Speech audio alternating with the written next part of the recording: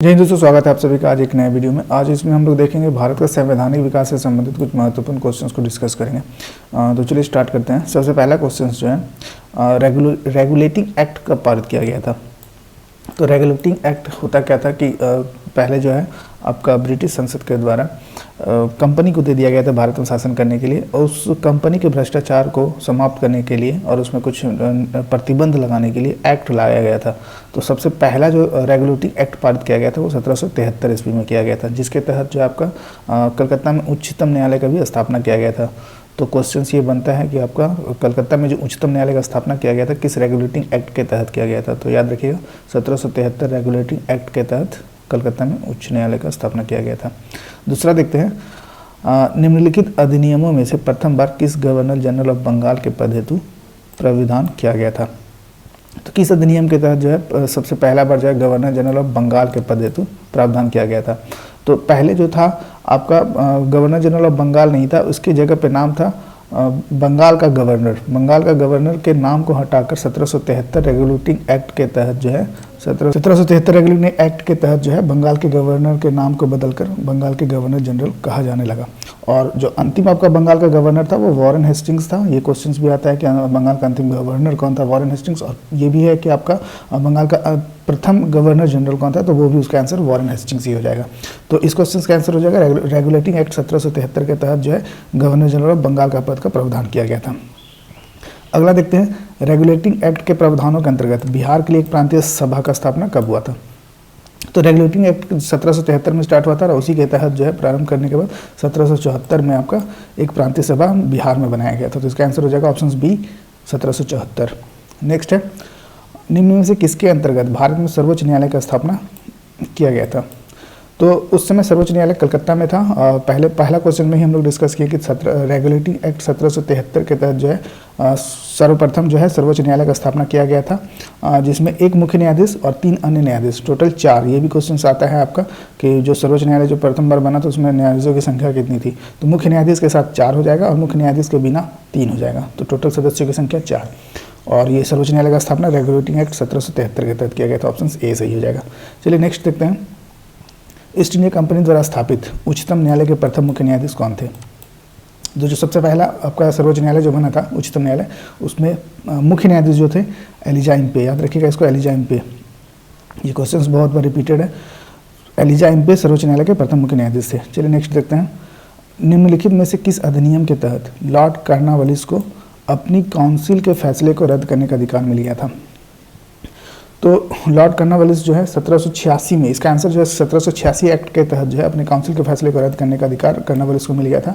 इसको इस तरह से समझिए कि पहले जो है आपका केंद्र और राज्य है। तो केंद्र में जो आपका ये केंद्र में आप लॉर्ड कॉर्नवालिस को रख लीजिए और राज्य में जो है उनका सेनापति होता था। तो सेनापति के फैसले को रद्द करने का अधिकार, एक तरह से समझ लीजिए इसको, सेनापति के फैसले को रद्द करने का अधिकार कॉर्नवालिस को 1786 एक्ट के तहत मिल गया था। लॉर्ड कॉर्नवालिस का अगर आप कार्यकाल देखेंगे तो 1786 से ही स्टार्ट हुआ था और 1793 तक लॉर्ड कॉर्नवालिस का कार्यकाल चला था। इसका आंसर हो जाएगा 1786 एक्ट के तहत। नेक्स्ट देखते हैं, भारतीय व्यापार में ईस्ट इंडिया कंपनी का एकाधिकार समाप्त किया गया था। तो भारत में जो व्यापार होता था उसमें ईस्ट इंडिया कंपनी सभी वस्तुओं पर एकाधिकार था। वो सभी वस्तुओं का खुद व्यापार करते थे और किसी अन्य देश को शामिल नहीं किया गया था। तो इसमें 1813 एक्ट के तहत जो है कंपनी के एकाधिकार को समाप्त कर दिया, और जिसमें फिर उसके बाद जो है अन्य देश भी जैसे पुर्तगाल, डच और फ्रांस वगैरह लोग भी आके अपना व्यापार करने लगे। लेकिन इसमें एक ये है कि आपका चाय और चीनी को छोड़कर 1873 एक्ट के तहत एकाधिकार को समाप्त 1813 एक्ट के तहत एकाधिकार को समाप्त किया गया, लेकिन चाय और चीनी पर एकाधिकार बना रहा। चाय और चीनी पर 1833 में समाप्त किया गया था। नेक्स्ट क्वेश्चन मिल जाएगा, किस अधिनियम के द्वारा ब्रिटिश संसद ने चाय और चीनी के साथ व्यापार को छोड़कर ईस्ट इंडिया कंपनी के भारत के साथ व्यापार के एकाधिकार को समाप्त किया गया। तो चाय और चीनी को छोड़कर जब आएगा बात तो 1813 आ जाएगा इसका आंसर, और चाय और चीनी के साथ जब पूछा जाएगा तो 1833 आएगा। दोनों याद रखिएगा, कन्फ्यूजिंग है थोड़ा। पहला देखिए क्या है, भारतीय व्यापार में ईस्ट इंडिया कंपनी के एकाधिकार को समाप्त किया गया था 1813 के तहत, और कभी कभी ये भी पूछेगा चाय और चीनी के साथ व्यापार को छोड़कर, तो इसका भी आंसर हो जाएगा 1813, और चाय और चीनी के साथ बोलेगा तो 1833। चलिए नेक्स्ट देखते हैं, लोक सेवा की परीक्षा इंग्लैंड तथा भारत में एक साथ कराने की संस्तुति निम्न में से किसके द्वारा की गई थी? तो लोक सेवा का परीक्षा करवाने के लिए आपका 1922 में प्रारंभ हुआ था। 1918 में एक रिपोर्ट प्रस्तुत किया गया था चेम्सफोर्ड के द्वारा। उस समय आपका लॉर्ड चेम्सफोर्ड भारत के वायसराय थे। तो चेम्सफोर्ड के द्वारा एक रिपोर्ट प्रस्तुत किया गया था जिसमें ये कहा गया था कि भारतीय और इंग्लैंड का जो सिविल सेवा परीक्षा जो एक साथ कराया जाए। तो इसको मॉन्टेग्यू चेम्सफोर्ड रिपोर्ट का नाम से जानते हैं। इसका आंसर हो जाएगा मॉन्टेग्यू चेम्सफोर्ड रिपोर्ट। नेक्स्ट देखते हैं, नागरिक सेवा के लिए प्रतियोगिता परीक्षा प्रणाली की सिद्धांत। प्रतियोगिता परीक्षा याद रखिएगा, एक तो सिविल सेवा परीक्षा हो गया और एक प्रतियोगिता परीक्षा हो गया। लोक सेवा जब पूछेगा तो मॉन्टेग्यू चेम्सफोर्ड के द्वारा, और जब प्रतियोगिता परीक्षा प्रारंभ करने का श्रेय किसको जाता है तो डलहौजी याद रखेगा, और वो जो ईस्वी था 1853 में। तो क्वेश्चन क्या है, नागरिक सेवा के लिए प्रतियोगिता परीक्षा प्रणाली का सिद्धांत स्वीकार किया था 1853 में, याद रखेगा, और उस समय वायसराय थे डलहौजी। तो ये भी क्वेश्चन बनता है, प्रतियोगिता परीक्षा, भारत में प्रतियोगिता परीक्षा प्रारंभ करने का श्रेय किसको जाता है तो लॉर्ड डलहौजी को। चलिए नेक्स्ट देखते हैं, निम्न में से किस एक वर्ष में ब्रिटिश सरकार अंतिम रूप से भारत व इंग्लैंड में एक ही समय साथ साथ इंडियन सिविल सर्विसेज की परीक्षा आयोजित करने तो सहमत हुए थे? तो जस्ट इससे पहले डिस्कस किए थे 1918 में एक रिपोर्ट प्रस्तुत किया गया था चेम्सफोर्ड के द्वारा, और 1922 में जो है एक साथ सिविल सेवा परीक्षा जो है इंग्लैंड और भारत का एक साथ सिविल सेवा परीक्षा स्टार्ट किया गया था। तो इसका जो आंसर हो जाएगा 1922। सिविल सेवा का परीक्षा जो एक साथ आयोजित करने के लिए कब राजी हुआ था? 1922 में। चलिए नेक्स्ट देखते हैं, भारत का शासन ईस्ट इंडिया कंपनी से क्राउन को हस्तांतरित कब कर दिया गया था? भारत का शासन ईस्ट इंडिया कंपनी से क्राउन को हस्तांतरित कब कर दिया गया था? तो जब हम लोग 1857 का क्रांति पढ़ रहे थे तो 1857 के क्रांति के जस्ट बाद महारानी विक्टोरिया भारत आई थी। 1858 के तहत 1858 के भारत सरकार अधिनियम के अंतर्गत जो है क्राउन को हस्तांतरित कर दिया गया था। ब्रिटिश ईस्ट इंडिया कंपनी से लेकर क्राउन को हस्तांतरित कर दिया गया था। तो इसका आंसर हो जाएगा 1858 के भारत सरकार अधिनियम के अंतर्गत। चलिए नेक्स्ट देखते हैं, निम्नलिखित कथनों पर विचार कीजिए। चार्टर एक्ट 1853 के द्वारा ईस्ट इंडिया कंपनी के भारतीय व्यापार के एकाधिकार को उत्सादित यानी कि समाप्त कर दिया गया था। पहला कथन है। दूसरा क्या है, गवर्नमेंट ऑफ इंडिया एक्ट 1858 के अंतर्गत ब्रिटिश संसद ने ईस्ट इंडिया कंपनी को पूर्णतः समाप्त कर भारत में सीधा शासन करने का उत्तरदायित्व ग्रहण किया था। तो पहला जो क्वेश्चन बोल रहा है, चार्टर एक्ट 1853 के द्वारा एकाधिकार को समाप्त किया था, तो ये गलत है।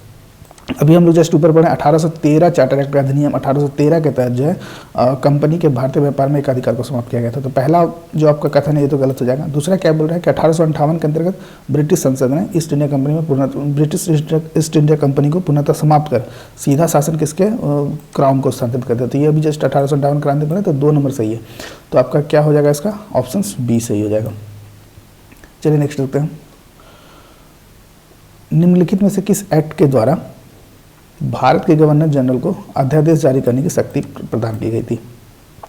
तो अध्यादेश जारी करने का शक्ति जो है 1861 इंडियन काउंसिल एक्ट 1861 के द्वारा, ऑप्शन बी सही हो जाएगा। नेक्स्ट देखते हैं, भारत में मीडिया को नियंत्रित करने के लिए एक्ट कब पारित किया गया था? मीडिया को समय समय पर नियंत्रित करने के लिए एक्ट लाया जाता था। ये क्वेश्चन आपका 60 to 59 बीपीएससी में पूछा गया था, इसलिए उठा लिए।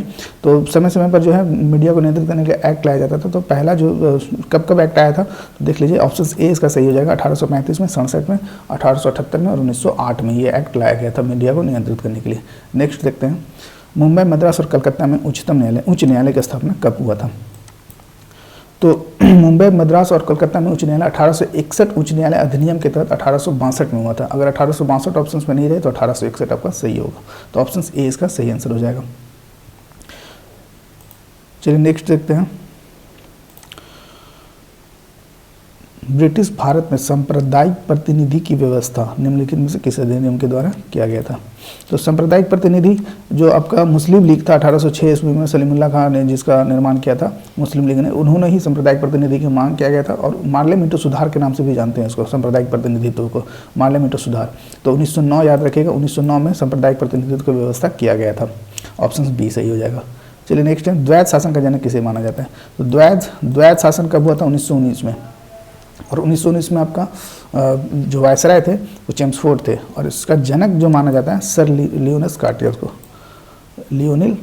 सर लियोनस कार्टियस को इसका द्वैध शासन का जनक माना जाता है। ऑप्शन डी इसका सही आंसर हो जाएगा। चलिए नेक्स्ट देखते हैं, 1919 में जब मॉन्टेग्यू चेम्सफोर्ड अधिनियम पास हुआ था तब इंग्लैंड के प्रधानमंत्री कौन थे? तो जो द्वैध शासन, इसको मॉन्टेग्यू चेम्सफोर्ड अधिनियम के नाम से भी जानते हैं, याद रखिएगा, मॉन्टेग्यू चेम्सफोर्ड। उस समय मॉन्टेग्यू और चेम्सफोर्ड में एक समझौता हुआ था जिसको मॉन्टेग्यू चेम्सफोर्ड अधिनियम के तहत जानते हैं। उस समय इंग्लैंड के प्रधानमंत्री थे Lord George. Lord George, option A सही हो जाएगा। चलिए अंतिम क्वेश्चन आज का देख लेते हैं। प्रांत में द्वैध शासन, द्वैध शासन वही मॉन्टेग्यू चेम्सफोर्ड सुधार जिसको बोलते हैं, किस अधिनियम के अंतर्गत लागू किया गया था? तो 1919, याद रखिएगा, मॉन्टेग्यू चेम्सफोर्ड अधिनियम या द्वैध शासन प्रणाली 1919, ऑप्शन सी इसका सही आंसर हो जाएगा। चलिए आज के लिए इतना ही, फिर मिलते हैं नेक्स्ट वीडियो में। जय हिंद।